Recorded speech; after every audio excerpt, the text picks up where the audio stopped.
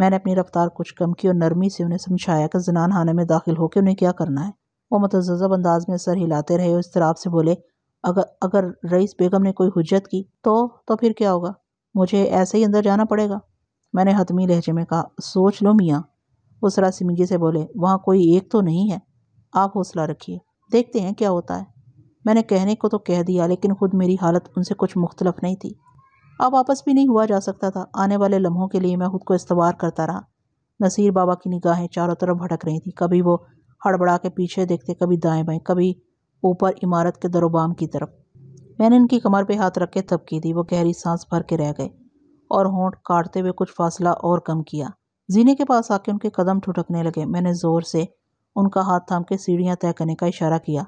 آپ کا کام زیادہ نہیں ہے، مگر اس مختصر عرصے میں آپ کو بہت احتیاط کرنی ہے، آگے سب کچھ آپ پر منحصر ہے۔ میں نے سرگوشی میں ان سے کہا۔ ان کی پھٹی پھٹی آنکھیں مجھ پر بکھر گئیں۔ انہوں نے کوئی جواب نہیں دیا۔ زینہ چڑھتے ہوئے وہ بالکل گمسم ہو گئے تھے۔ میں نے بھی دبے قدموں ان کی پیروی کی۔ اوپر دروازہ بند تھا۔ انہوں نے دھڑکتے ہاتھ سے کھٹکھٹایا۔ میں ان کی آڑ میں ساکت کھڑا رہا۔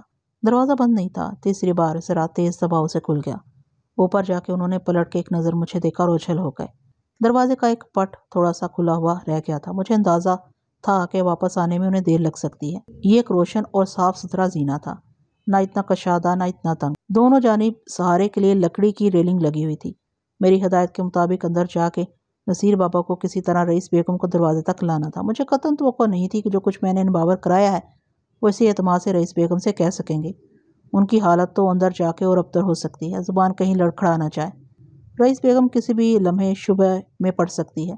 نصیر بابا ہی کے بقول وہ اول درجے کی قطع ماں ہے۔ حالانکہ شبہ کا کوئی جواز نہیں ہے۔ شاید یہی بہتر تھا کہ نصیر بابا کے پیچھے میں بھی زنان خانے میں داخل ہو جاتا۔ میں نے رئیس بیگم کی شکل نہیں دیکھی تھی، ظاہر ہے وہ خادماؤں سے مختلف قلے ٹھسے کی عورت ہوگی۔ میں اسے فوراً پہچان لیتا، مگر ضروری نہیں۔ زنان خانے میں پہلے رئیس بیگم ہی سے واسطہ پڑتا، کوئی خادمہ بھی ہو سکتی تھی۔ خادمہ یا خادمائیں نصیر بابا کے ساتھ ایک اجنبی مرد دیکھ کے ان میں کوئی بھی بوکھلا سکتی تھی۔ وہی ہوا جس کا مجھے اندیشہ تھا۔ ابھی نصیر بابا کو گئے ہوئے چند ثانیے گزرے ہوں گے کہ تڑاک سے دروازہ کھلا اور ان کا زرد چہرہ دکھائی دیا۔ میاں میرا دل بہت گھبرا رہا ہے، وہ اکھڑی ہوئی سانسوں سے بولے اور جھٹ 2 سیڑھیاں اترے میرے پاس آ گئے۔ یہ کیا بات ہوئی؟ پھر تو کچھ بھی نہیں ہوگا۔ آپ کا کام ہی کتنا ہے، اسے میرے پاس لانا ہے، باقی تو مجھے سنبھالنا ہے۔ چاہیے ذرا ہمت پکڑیے، یہ موقع نکل گیا تو جانے کب۔ شاید مجھ سے ان کی آواز لرز رہی تھی۔ کمال ہے، آپ عجیب آدمی ہیں۔ زیادہ سے زیادہ کیا ہوگا؟ وہ دروازے پر نہیں آئے گی، نہ آئے۔ میں نے آپ سے کیا کہا ہے، میں اندر چلا جاؤں گا۔ اب سب کچھ طے ہو گیا ہے تو آپ ادھر نیچے بابا انتظار کر رہے ہیں۔ تانگا بھی آتا ہوگا۔ یہاں تک آ کے آپ بالکل الٹی بات کر رہے ہیں۔ کہاں تو اپنی جان اپنے آپ کو داؤ پر لگا دینے کو۔ میں نے برگشتگی سے کہا، آپ اوپر جاتے ہیں یا میں ہی جاؤں؟ ٹھیک ہے، آپ میرے پیچھے پیچھے آئیے، اتنا تو کر سکتے ہیں آپ کے ان دونوں کو لے کے باہر چلے جائیں۔ اندر سب عورتیں ہیں اور کوئی غلط کام کر رہے ہیں کیا ہم؟ میری تلخی اور تندی کا اثر ہوا۔ ان کے ڈھلکے ہوئے شانے سیدھے ہوئے، آنکھوں میں خاص قسم کی چمک ہوئیدہ ہوئی۔ میں نے مزید تردد و تقدر کا موقع بھی نہیں دیا۔ جلدی کیجیے، اوپر سے کوئی بھی آ سکتا ہے، نیچے کا دروازہ بھی کھلا ہے، جائیے۔ میں نے انہیں تقریباً دھکیلتے ہوئے کہا۔ وہ پھر کچھ نہیں بولے۔ 2 سیڑھیوں کے فاصلے پر دروازہ تھا۔ وہ دوبارہ اوپر چلے گئے اور اس بار انہوں نے پلٹ کے میری جانب نہیں دیکھا۔ انہوں نے دروازہ بھی بند کیا، کنڈی نہیں لگائی ورنہ آواز آتی۔ کئی منٹ گزر گئے، دروازے پر کوئی آہٹ نہیں ہوئی۔ انتظار کا یہ وقت کاٹنا دوبھر ہو رہا تھا۔ تاہم دیر ہو جانے کا مطلب تھا کہ اب کے نصیر بابا ایسے ہی واپس نہیں آئیں گے۔ میں پوری طرح مستعد کھڑا تھا۔ نیچے کھلے ہوئے دروازے پر بھی نگاہ رکھنی تھی۔ ادھر سے کوئی ملازم اوپر آ سکتا تھا، لیکن اس سے نپٹنا ایسا مشکل نہیں تھا۔ یہی اچھا تھا کہ کسی کے اس طرف بھٹکنے سے پہلے میں اوپر چلا جاؤں۔ جانے کتنا وقت گزرا، 10 منٹ یا اس سے زیادہ کم۔ یک اوپر قدموں کی چاپ سے میرا جسم غیر شعوری طور پر اکڑ سا گیا۔ میرے سارے حواس دروازے پر مرکوز تھے۔ وہ نصیر بابا ہی تھے۔ دروازے کا پٹ کھول کے انہوں نے تنی ہوئی جکڑی ہوئی آواز میں مجھے مخاطب کیا۔ میاں، بیگم شکریہ ادا کرتی ہیں، کہتی ہیں اس کی کوئی ضرورت نہیں۔ مہمانوں کی خدمت سے ہمیں دلی خوشی ہوتی ہے۔ مہمان تو اللہ کی رحمت ہوتے ہیں، اور اگر ایسا ہی ہے تو بہتر ہوگا سید صاحب واپس آ جائیں، شام تک انتظار کر لے۔ میں نے نصیر بابا کو تاکید کی تھی کہ اندر جاتے ہی وہ رئیس بیگم کو میری آمد کی اطلاع دے اور کہیں کہ صبح و شام اتنے دنوں تک اس کی اور زنان خانے کی خادماؤں کی مہمان نوازی پر ممنونیت کے اظہار کے لیے میں حاضر ہوا ہوں اور اپنی دلجمی کے لیے کچھ نذرانے پیش کرنا چاہتا ہوں۔ انہیں قبول کیا جائے گا تو عزت افزائی ہوگی، میرا بار کچھ کم ہوگا۔ میری بیماری کے دوران مسلسل نگہداشت اور پرہیزی کھانوں کے اہتمام میں خادماؤں نے بڑی زحمت اٹھائی ہے، کوئی کسی اپنے ہی کے لیے اتنا کر سکتا ہے۔ رئیس بیگم کوئی عام عورت نہیں تھی، کوئی خانہ دار روایتی عورت۔ اس کے ہاں عام عورتوں ایسا اکرام و امتناع نہیں ہونا چاہیے تھا۔ مجلسی قسم کے ادب و آداب اسے بہت آتے ہوں گے۔ امید یہی تھی، یہ پیغام سن کے وہ ضرور متجسس ہوگی۔ ممکن ہے جواب کے لیے خود دروازے پر آ جائے یا اندر مہمانوں کے کسی کمرے میں مجھے بٹھانے کی ہدایت کرے اور خود ہم کلام ہو۔ کوئی بھی صورت ہو، مراد اسی قدر تھی کہ نصیر بابا اسے کسی طور مجھ سے نزدیک لے آئیں یا اس کے پاس مجھے لے جائیں۔ انہوں نے یہ پہلا مرحلہ سر کر لیا تھا۔ دروازے کے پٹ سے ان کا آدھا جسم باہر نکلا ہوا تھا۔ مجھے ان کے استقامت پر حیرت ہوئی۔ رئیس بیگم کو دیکھ کے ان کے سینے کا غبار متلاطم ہوا ہوگا۔ ان کے پرتکلف لب و لہجے اور دروازے پر ترچھے کھڑے ہونے کے یہی معنی نکلتے تھے کہ رئیس بیگم ان کے قریب ہی کہیں ہے۔ میں نے ایک پل کی دیر نہیں کی، ادھیڑ نصیر بابا نے ہاتھ اٹھا کے مجھے اوپر آنے کا اشارہ کیا۔ وہ فوراً دروازے سے ہٹ گئے، جیب سے چاقو نکال کے۔ میں نے درمیان کا فاصلہ جس کے انداز میں طے کیا، دوسرے لمحے میں اندر تھا۔ وہ ساز و سامان سے مرصع ایک چوڑی اور لمبی راہداری تھی۔ درمیان میں بھی ایسے راستے نکلتے تھے۔ دونوں ہی طرف منقش محرابوں کے پیچھے کچھ دوری پر کمرے بنے ہوئے تھے۔ جو عورت نصیر بابا سے گز بھر کے فاصلے پر کھڑی تھی وہی رئیس بیگم ہو سکتی تھی۔ متوازن بدن کی ایک عورت، نہ اتنی فربا نہ ایسی نازک اندام، قامت بھی متناسب، عمر 40 کے لگ بھگ ہو سکتی ہے، اس سے زیادہ بھی۔ رنگت بادامی، چھوٹی گہری چمکیلی آنکھوں میں کاجل کے ڈورے، کشیدہ بھویں، پتلے اور ترشے ہوئے ہونٹ، کانوں میں جھمکے آویزاں، گلے میں موتیوں کا ہار سجا ہوا، طلائی چوڑیوں سے بھری ہوئی کلائیاں، بالوں میں جوڑا، گول چہرے کے گداز میں نقش و نگار مدغم ہو گئے تھے۔ سلیقے کا لباس پہنے ہوئے تھی۔ ساڑی پہننے کا سلیقہ ہر کسی کو نہیں آتا۔ گھر میں اور خصوصاً اس وقت لباس اور آرائش کا یہ تیور طبی نفاست اور آسودہ تنی کا غماز تھا۔ کسی وقت نہایت دلکش ہوگی، لگتا تھا وہ تو شاید اب بھی اسی گمان میں ہے۔ اس خوش گمانی کی آئینہ بھی تردید نہیں کرتا۔ آئینے میں ایک خوئے مروت بدرجہ اتم ہوتی ہے۔ اچانک مجھے سامنے دیکھ کے وہ بری طرح اچھل پڑی، جیسے بچھو ڈنک مار جائے۔ آنکھیں پھیل گئیں، کھلے ہوئے منہ سے گھٹی ہوئی چیخ برآمد ہوئی۔ میں نے جھپٹ کے اس کا اور اپنا درمیانی فاصلہ عبور کیا اور اس سے پہلے کہ وہ کسی طرف پناہ حاصل کر لے اس کے منہ پر پنجہ کس دیا۔ میرے دوسرے ہاتھ میں کھلا چاقو دیکھ کے اس کا بدن پھڑ پھڑا کے رہ گیا۔ میرے پنجے کی گرفت سخت تھی۔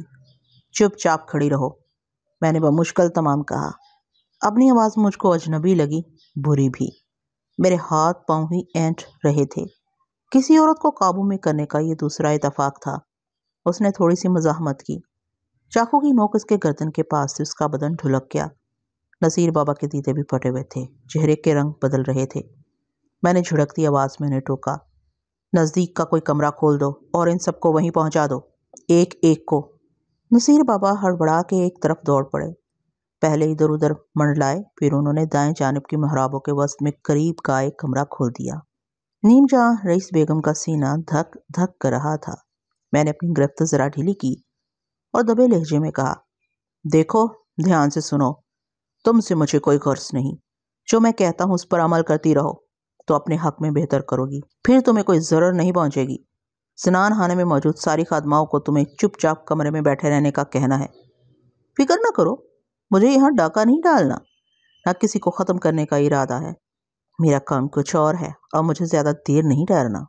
میں نے اس کے نرم ہونٹوں اور گالوں سے ہاتھ اٹھا لیا۔ اس کی آنکھیں لوٹی جا رہی تھیں، بدن پر راشا سا طاری تھا۔ ایسی ناگہانی سے اسے کہاں واسطہ پڑا ہوگا؟ جانے کیوں اس کا بدن چھونے سے مجھے جھجک سی ہو رہی تھی، مگر پس و پیش کا محل نہیں تھا۔ مجھے اپنے آپ کو ترک کیے رہنا تھا، اپنی پسند و ناپسند، مرضی و منشا سے بیگانہ۔ لاچار اس کی باہ پکڑ کے میں اسے نصیر بابا کے کھولے ہوئے کمرے کی جانب لے آیا۔ کسی معمول کی طرح تعمیل کی، میں نے اس کا بازو آزاد کر دیا۔ اوپر طول و عرض کے اس آراستہ و پیراستہ کمرے میں دونوں طرف کی نشست تھی، فرشی بھی کرسیوں کی بھی۔ سامنے دیوار سے پیوست تخت پر قالین اور کاؤ تکیے، دونوں اطراف کی دیواروں کے ساتھ رکھی ہوئی قیمتی کرسیوں کے بیچ میں چینی کے بڑے گلدان، کھڑکیوں پر پھولدار ریشمی پردے، تخت سے اوپر کی کھڑکیوں کے درمیان خوشنما مناظر کی روغنی تصویریں، چھت سے جھولتے ہوئے فانوس سے ملتے جلتے شمعدان، جگہ جگہ دیواروں سے جڑے ہوئے۔ فرش کے وسط میں بھی قالین بچھا ہوا تھا۔ رادری سے کھلنے والے دروازے سے ملک دیواروں پر لکڑی کے بڑے جالی دار چوکھٹوں میں نصب آئینے آویزاں تھے۔ چھت کے کنارے کنارے کندہ کیے ہوئے گل بوٹوں کی پٹی کمرے کی سجاوٹ تو چند کرتی تھی۔ اچھا خاصا روشن کمرہ تھا، چھوٹی موٹی محفلوں کے لیے موزوں تر۔ نصیر بابا نے سوچ سمجھ کے اس کا انتخاب کیا ہوگا۔ تخت کے برابر بھی ایک دروازہ تھا، نصیر بابا وہیں جانا چاہتے تھے۔ یہ دروازہ اندر سے بند کروا کے ہی میں نے انہیں واپسی کی اجازت دی۔ ان کے جاتے ہی میں رئیس بیگم کو تخت تک لے آیا، مگر یہ جگہ مناسب نہیں تھی۔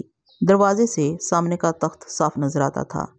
آنے والا رئیس بیگم کو اس گفتگو صورتحال سے دوچار دیکھ کر دروازے ہی سے لوٹ سکتا تھا۔ دوبارہ مجھے دروازے کے پاس آنا پڑا۔ رئیس بیگم کو سامنے کر کے اس کی آڑ میں کھڑے رہنے میں قباحتیں تھیں۔ یوں آنے والی خادماؤں کو کوئی بھی اشارہ کرنے کا موقع اسے مل سکتا تھا، اس کے پہلو میں کھڑے رہنا ہی میرے لیے بہتر تھا۔ اسی اسنا میں وہ کسی قدر سنبھل چکی تھی، میں بھی یہی چاہتا تھا کہ آنے والی خادماؤں کو وہ اتنی ہستہ و شکستہ حالت میں نظر نہ آئے۔ راہداری میں لپکتے چھپکتے قدموں کی آہٹ پر میں سیدھا ہو گیا۔ دفعتاً تیزی سے دو خادمائیں اندر آئیں۔ ان کی نظر پہلے رئیس بیگم پر پڑی، پھر مجھ پر، اور پھر میرے ہاتھ میں کھلے چاقو پر۔ ان پر جیسے بجلی گری۔ سسکاری بھر کے انہوں نے پلٹ جانا چاہا۔ دروازے پر نصیر بابا دیوار بنے ہوئے تھے۔ خاموشی سے ایک طرف بیٹھ جاؤ، میں نے بظاہر گرجتی آواز میں کہا۔ کسی نے اپنی جگہ سے حرکت کی تو میں نے چاقو بلند کیا اور رئیس بیگم کی گردن کو نشان بنانے کا تاثر دیا۔ کمر پر میرے ٹہوکے سے رئیس بیگم کا سراپا زیر و زبر ہو گیا۔ وہ ذہنی انداز میں بولی، ہاں ہاں، جیسے یہ کہتے ہیں ویسے ہی کرو، ویسے ہی کرو۔ دونوں لڑکیاں حواس باختگی سے میرے پاس آ گئیں۔ میں نے انہیں دروازے کے دوسری جانب اپنے عین مقابل بیٹھ جانے کا حکم دیا۔ وہ ایک دوسرے سے چمٹی کھبی ہوئی اپنے آدھے چہرے دوپٹوں سے چھپائے کرسیوں کے پاس ایک کونے میں دبک گئیں۔ دونوں 20-21 کے لگ بھگ ہوں گی۔ نقش و نگار سجل، ایک کا رنگ کھلتا ہوا چمپئی، دوسرے کا سرمئی تھا۔ دونوں تیکھی اور چھریری تھیں اور چوڑی دار پاجامے، کرتے اور دوپٹوں میں خاصی جاذب نظر لڑکیاں تھیں۔ ایک کا قد نکلتا ہوا تھا، دوسری کا کچھ دبا ہوا تھا۔ تھوڑی دیر میں 3 اور خادمائے نصیر بابا کمرے کے زنداق کی طرف ہنکا کے لے آئے، پھر 3 اور 2 اور ایک اور۔ نصیر بابا انہیں رئیس بیگم کے بارے میں کوئی ایسی وحشت اثر اطلاع پہنچاتے ہوں گے کہ وہ بولائی ہوئی تیز رفتاری سے کمرے میں داخل ہوتی۔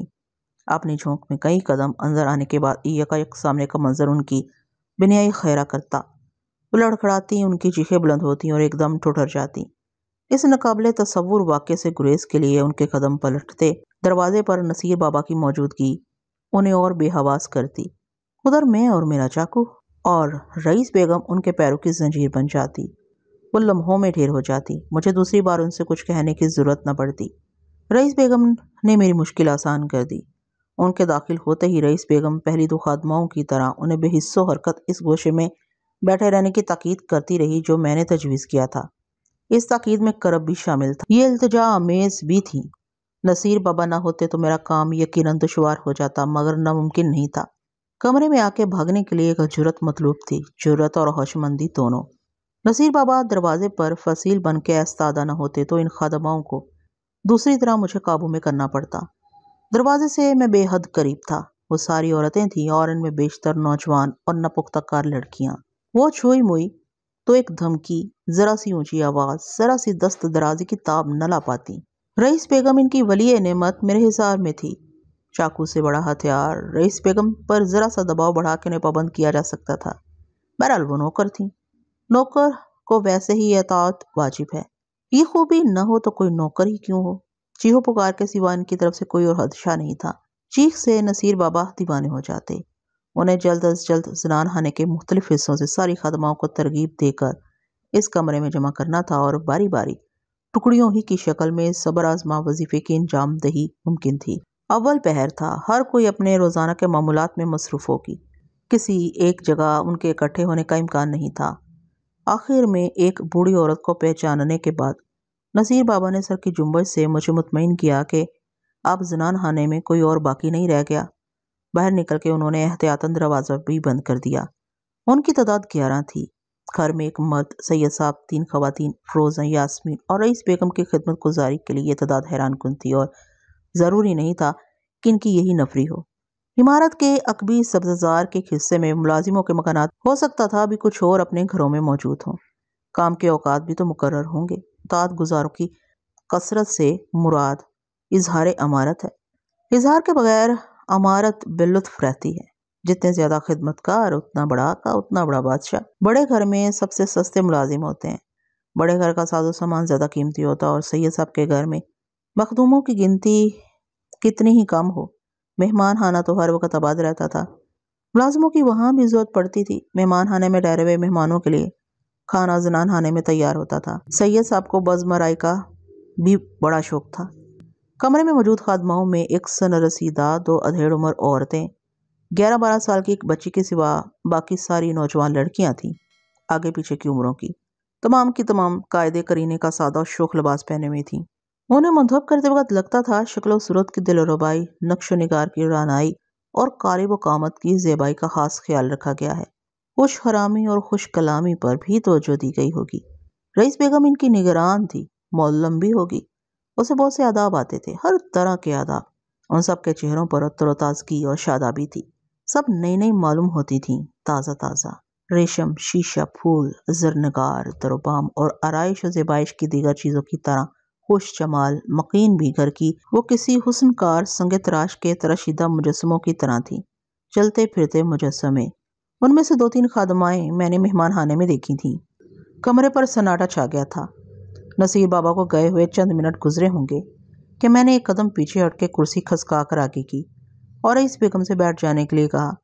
اس نے پھڑکتے ہوئے ہونٹوں اور ڈبڈبائی آنکھوں سے مجھے دیکھا، چند لمحے توقف کیا میری پیشکش کی تصدیق کے لیے شاید، پھر وہ جھجکتی ہوئی کرسی پر بیٹھ گئی، جیسے کوئی بہت دور سے دھوپ میں ہانپتا کانپتا چل کے آیا ہو اور اسے سایہ مل جائے۔ کچھ یہی حال اس کا ہوا۔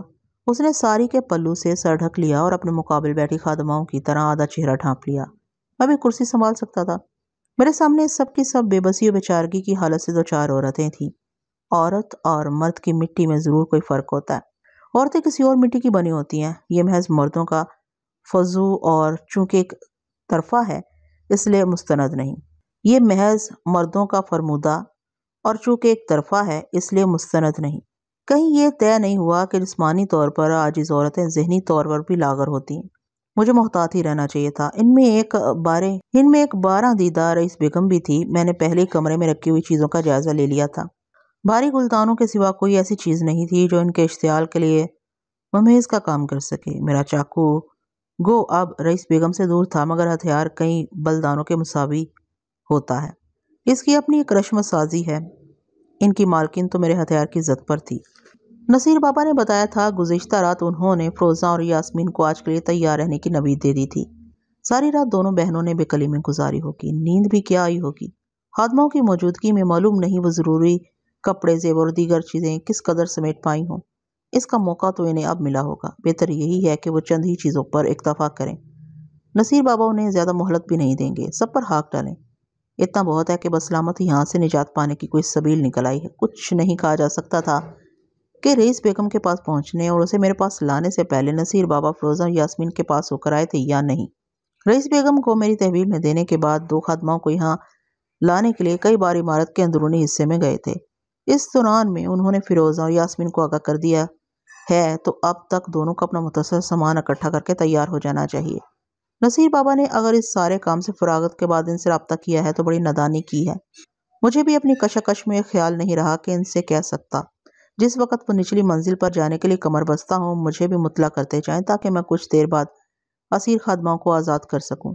اسیر صرف وہی نہیں، میں ان سے کہیں زیادہ ہی عذاب بھگت رہا ہوں۔ کاش نصیر بابا زنان خانے سے رخصت ہوتے وقت میری طرف آتے اور مجھے اس اذیت سے نجات دلانے کا خیال آ جائے۔ وہ سیدھے چلے گئے تو مجھے پھر کتنی دیر یہاں ٹھہرے رہنا ہوگا؟ مزید 15 منٹ یا آدھا گھنٹہ، اس سے زیادہ وقت فروزہ اور یاسمین کو نیچے لے جانے میں نصیر بابا کو صرف نہیں کرنا چاہیے۔ نچلی منزل پر وٹھل ان کا منتظر ہوگا، تانگا بھی آ چکا ہوگا۔ اب ابن کہتا تھا تانگا قریب ہی مل جاتا ہے۔ مجھے پھر زیادہ دیر یہاں نہیں رکنا چاہیے، اس دوران کوئی بھی زنان خانے کا رخ کر سکتا ہے۔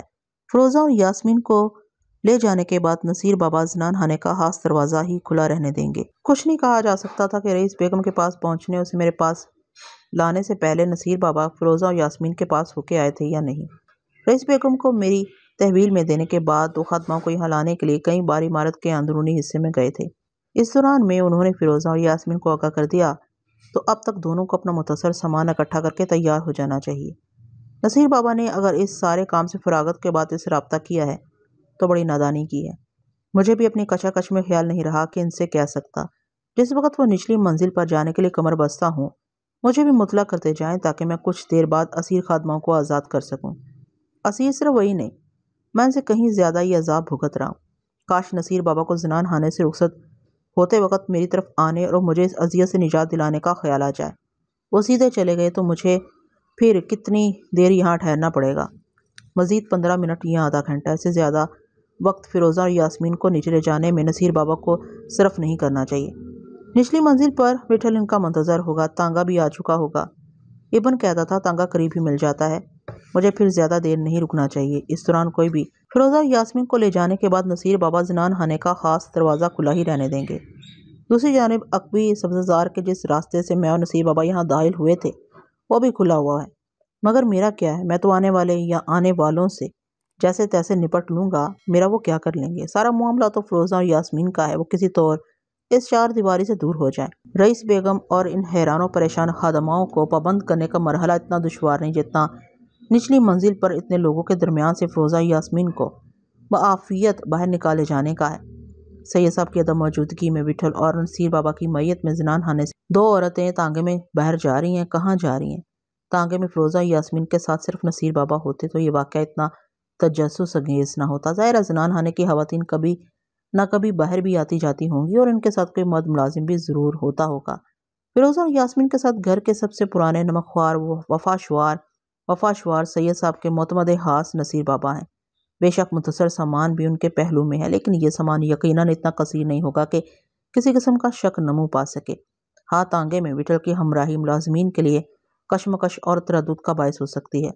نصیر بابا کے گداز کے لیے وٹھل کی رفاقت بھی ضروری ہے۔ دور کسی محفوظ مقام پر پہنچنے تک نصیر بابا کو وٹھل کی سپر اس کی دیوار چاہیے۔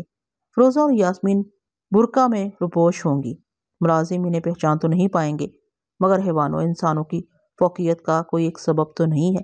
وہم و گمان آدمی کا تر امتیاز ہے، کسی کے پیچھے کسی کے بھی دماغ میں کانٹا چبھ سکتا ہے۔ کانٹے تو یوں بھی خودرو ہوتے ہیں۔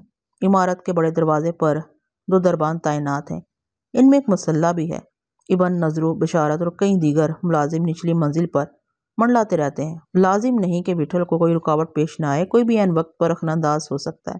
وٹھل کو ان مزاحمتوں اور مدافتوں کا اچھی طرح احساس ہوگا اور اس نے تمام عواقب و نتائج ہر پہلو پر اچھی طرح غور کیا ہوگا اور یہ عزم کیا ہوگا۔ گھر کے سارے ملازم 7-8 دنوں میں وٹھل سے خاصے مانوس ہو چکے ہیں۔ برملا کہتے ہیں پہلے ایسا کوئی صاحب دل مہمان یہاں نہیں آیا ہے۔ وٹھل نے درپردہ ان کا خیال بھی بہت رکھا ہے، ہر ایک کو اس کی خدمت سے بڑھ کر نوازا۔ وٹھل پر انگلی اٹھاتے ہوئے ان کے رگو پے میں بڑی اینٹھن ہوگی، مروت سے بڑی زنجیر نہیں ہوتی۔ سب ہی وٹھل کا ود کرتے ہیں، اس کے سامنے سر اٹھانے اور زبان کھولنے کی جرأت مشکل سے ہونی چاہیے، لیکن یہ حقیقت بھی وٹھل کے ذہن سے اوجھل نہ ہوگی۔ اس نے انہیں اتنا نمک نہیں کھلایا جتنے وہ سید صاحب کے نمک آشنا ہے۔ اگر واقعی کسی کا دماغ پھر گیا تو مجبوراً وٹھل کو دوسرا طریقہ اپنانا اختیار کرنا پڑے گا۔ یہ نوبت نہ آئے تو اچھا ہے، ورنہ بات بہت بگڑ جائے گی، دور بھی چلی جائے گی۔ میرا دماغ پورا گندا ہو رہا تھا، طرح طرح کے وسوسے سر میں بھن بنا رہے تھے۔ شک کرنے کا کوئی ایسا جواز تو نہیں ہے۔ تانگے میں 2 خواتین اور نصیر بابا کے ساتھ وٹھل کی ہم نشینی کے کوئی بھی معنی لیے جا سکتے ہیں۔ سنا ہے دل اور آنکھوں کا گہرا تعلق ہے، دل صاف نہ ہو تو بنیائی بھی آلودہ ہو جاتی ہے۔ وٹھل کے لیے ان کے دل میں یوں کوئی آلودگی نہیں ہونی چاہیے۔ یہ تاثر بھی قائم کیا جا سکتا کہ جس طرف نصیر بابا اور دونوں خواتین کا قصد ہے، اتفاق سے وہی راستہ وٹھل کو بھی مقصود ہے۔ میں بھی تو وٹھل کے ہمراہ نہیں ہوں۔ ان کی دانست میں مجھے اس وقت مہمان خانے میں واقع اپنے کمرے میں ہونا چاہیے۔ ہمارا سامان بھی یہیں رکھا ہوا ہے۔ ہم دونوں میں سے کسی ایک کی گھر میں موجودگی دوسرے کی واپسی کی ضمانت ہے۔ رئیس بیگم اور ان کی حاشیہ بردار خادمائیں مسلسل میری نگاہوں کی گرفت میں تھیں، لیکن آدمی کی صرف 2 آنکھیں نہیں ہوتی۔ زنان خانے کے اس کمرے میں میرا وجود ایک سراب کی مانند تھا۔ میں تو نچلی منزل پر بھٹک رہا تھا، میں تو جانے کہاں کہاں بکھرا ہوا تھا۔ یک اس خیال نے مجھے اور متلاطم کیا کہ تانگا طلب کرنے کا حکم تو بٹھل نے دیا تھا۔ اس نے ابن کو خاص طور سے عمارت کے اندر تانگا ٹھہرانے کی ہدایت کی تھی۔ ابن نے فدویانہ انداز میں استفسار کیا تھا کہ کیا دوپہر کھانے کے وقت تک بٹھل کی واپسی ممکن ہو جائے گی۔ بٹھل نے سرسری صحیح مگر جواب اقرار میں دیا تھا۔ بٹھل کے اچٹتے لہجے سے ابن کسی قدر متجذب ہوا تھا اور ایک اچھے اطاعت شعار کا جو وتیرہ ہوتا ہے اس نے خاموشی کو ترجیح دی تھی۔ گویا زنان خانے سے دو خواتین کے باہر جانے کے معاملے میں کسی نہ کسی طرح بٹھل کی منشا شامل ہے۔ آج تک زنان خانے سے بٹھل کے کسی ربط ضبط کا کوئی شاہد نہیں تھا۔ پھر اچانک یہ رسم و راگ کس طرح صورت پذیر ہوئی۔ اب جو کچھ بھی ہو، میں نے خود کو مجتمع کرنے کی کوشش کی۔ جب سامنے کا صاف نظر نہ آتا ہو تو آدمی کو پلکیں بھینچ لینا چاہیے۔ نصیر بابا کو گئے ہوئے 10 منٹ کے قریب ہو چکے ہوں گے۔ مجھے کچھ دیر اور یہاں ٹھہرے رہنا ہے۔ اس کے بعد جو کچھ بھی ہو، کوئی کوتاہی نہیں ہوئی ہے۔ رئیس بیگم سر جھکائے گنگ بیٹھی تھی۔ سامنے ایک دوسرے میں پیوست خادماؤں کی سراسیمگی کا وہی عالم تھا۔ کسی کی نظریں کبھی مجھ سے چار ہو جاتی تو اس کا سراپا بری طرح لرز جاتا، وہ اپنے آپ میں اور سمٹ جاتی۔ اب انہیں بڑی حد تک اس جبر و بندش کا اندازہ ہو گیا ہوگا۔ فروزہ اور یاسمین کی تحسیس سے انہیں کھٹک جانا چاہیے۔ فروزہ اور یاسمین کہیں چھپ تو نہیں گئی ہوں گی؟ نصیر بابا کو انہیں یہاں لانا ہوتا تو اتنی دیر نہ لگتی، کب کی وہ یہاں آ چکی ہوتی۔ وقت گزرنے کے ساتھ رئیس بیگم اور خادماؤں کا یہ شبہ پختہ ہو رہا ہوگا کہ ان کی اسیری کا سلسلہ فروزہ اور یاسمین سے وابستہ ہے۔ ممکن ہے فروزہ اور یاسمین کا فرار ان کے تصور سے بعید ہو، اس کے بجائے کچھ اور خدشے درائے ہوں، کچھ مذموم و مکروہ اندیشے۔ آدمی کا دماغ بہت بے مہار ہوتا ہے اور ایسی صورت میں تو اور بھی بے سمت بے کنار۔ آنے پر دھند جمی ہو تو شکلیں کچھ کی کچھ ہو جاتی ہیں۔ ان کے علم میں ہے کہ زنان خانے میں ایک اور مہمان، میرا ساتھی مربی بٹھل بھی ٹھہرا ہوا تھا۔ ان کی نظر میں اسے سرغنہ کی حیثیت حاصل ہوگی۔ ہو سکتا ہے ہر طرف سے آسودہ ہو کے بعد میں وہ بھی نصیر بابا کی اعانت سے زنان خانے میں داخل ہو چکا ہو، اور اندھیرے میں یہی کچھ ہوتا ہے، اختیار چھن جاتا ہے، اندھیرے میں آدمی اندھا ہو جاتا ہے۔ بہرحال کچھ اور دیر کی بات ہے، کچھ دیر میں ان کی یہ دھند چھٹ جائے گی اور انہیں اپنے ذہنی فشار اعصابی ابتری سے نجات مل جائے گی۔ زنان خانے سے میرے جانے کے بعد ان پر سخت و سکوت طاری نہیں رہے گا۔ وہ بلکتی اور بلبلاتی ہوئی سب سے پہلے فروزہ اور یاسمین کی خلوت گاہ پر یورش کریں گی اور عمارت کے گوشے گوشے میں پھیل جائیں گی۔ کوئی نچلی منزل کی طرف دوڑے گی اور ملازموں کو اس آنے کی خبر دے گی، اور ملازم جب فروزہ اور یاسمین کی روانگی کا احوال گوش گزار کریں گے تو سارے میں کھلبلی مچ جائے گی۔ وہ ایک جانب نصیر بابا کے تانگے کے پیچھے، دوسری جانب سید صاحب کی تلاش میں ہر کارے دوڑائیں گی۔ پھر میرے لیے کیا مناسب ہے؟ دانائی شاید اسی میں ہے کہ میں تا دیر یہیں ٹھہرا رہوں اور انہیں اپنی نظروں کے حصار میں مبہوس رکھوں۔ اس طرح بٹھل اور نصیر بابا کو زیادہ سے زیادہ فاصلہ طے کرنے کا موقع مل جائے گا۔ ہر چند یہاں زیادہ دیر ٹھہرے رہنے میں کسی دخل اندازی کے امکانات اور بڑھ جاتے ہیں۔ عمارت سے بٹھل اور نصیر بابا کے نکل جانے کے بعد پھڑکتی ہڈی کا کوئی شخص خاطر جمع رکھنے کے لیے یا اس دوران میں یوں ہی اپنے کسی معمول کے مطابق زنان خانے کا دروازہ کھٹکھٹا سکتا ہے۔ دروازہ کھلا ہے اور کوئی آواز چہکار بھی نہیں ہے۔ مختلف کمرے سونگتا ہوا وہ بے قرار اس کمرے تک بھی پہنچ سکتا ہے۔ وہ سب کے سب تو یہاں نہیں آ سکتے۔ زنان خانے میں ہر ملازم کو داخلے کی اجازت نہیں ہوگی۔ نصیر بابا کے علاوہ ایک دو ہی اصیل اس رتبے سے نوازے گئے ہوں گے۔ کسی کے اچانک آ جانے کے افتاد کے لیے تو ہم جاں ہمدم تیار تھا۔ یہ بڑا نازک لمحہ ہوگا۔ تام دروازے سے قریب رہنے کی حکمت یہی تھی کہ کسی آہٹ یا دستک پر ممکن ہو تو از خود دروازہ کھول سکوں اور کوئی ایسا حربہ آزمایا جائے کہ آنے والے کو ہوش و حواس بجا رکھنے کی مہلت نہ مل سکے، اور وہاں نچلی منزل پر تعینات ملازم بھی مہمان خانے میں مجھے ایک نظر دیکھ کر تسلی کرنا ضرور چاہیں گے۔ مجھے وہاں نہ پا کر ان کے ماتھے ٹھٹکیں گے اور کمرے میں ہمارا سامان جوں کا تو دیکھ کے ان کے اضطراب کا پارا اتنا بسمل نہیں ہوگا، لیکن انہیں میرا سراغ حاصل کیے بغیر سکون نہیں آئے گا۔ اچھا یہی ہے کہ بٹھل جلد سے جلد واپس آ جائے۔ اس کی جلد واپسی سے بہت کچھ سنبھل جائے گا۔ سنبھلے گا نہیں تو ایسا شدید بھی نہیں ہوگا۔ رئیس بیگم کی آواز پر میں چونک پڑا۔ پہلے تو مجھے اپنے کانوں پر کسی وہمے کا گمان ہوا۔ وہ مجھے سے مخاطب تھا، کسی دور اندیش شخص کی طرح۔ اس نے اتنی دیر میں خود کو ہموار کر لیا تھا۔ کسی نتیجے پر پہنچنے کے بعد یہ حوصلہ بیدار ہوتا ہے۔ اس کے شائستہ لہجے میں نہایت عاجزی تھی۔ کہنے لگی، بندی جان سکتی ہے کہ ہم نے کیا قصور کیا ہے یا ہمیں کس جرم کی سزا دی جا رہی ہے؟ میرے ہونٹوں پر زہر پھیل گیا۔ جی میں آیا زور سے ایک تماچا ماروں کہ کسی کو شکل دکھانے کے لائق نہ رہے۔ وہ قطامہ اپنا قصور پوچھ رہی تھی۔ میں بل کھا کے رہ گیا۔ یہ وقت فرد جرم عائد کرنے اور چرا بازی کرنے کا نہیں تھا۔ میں نے بھیجے ہوئے ہونٹوں سے کہا، سب معلوم ہو جائے گا تھوڑی دیر میں۔ اس نے پھر کچھ نہیں کہا۔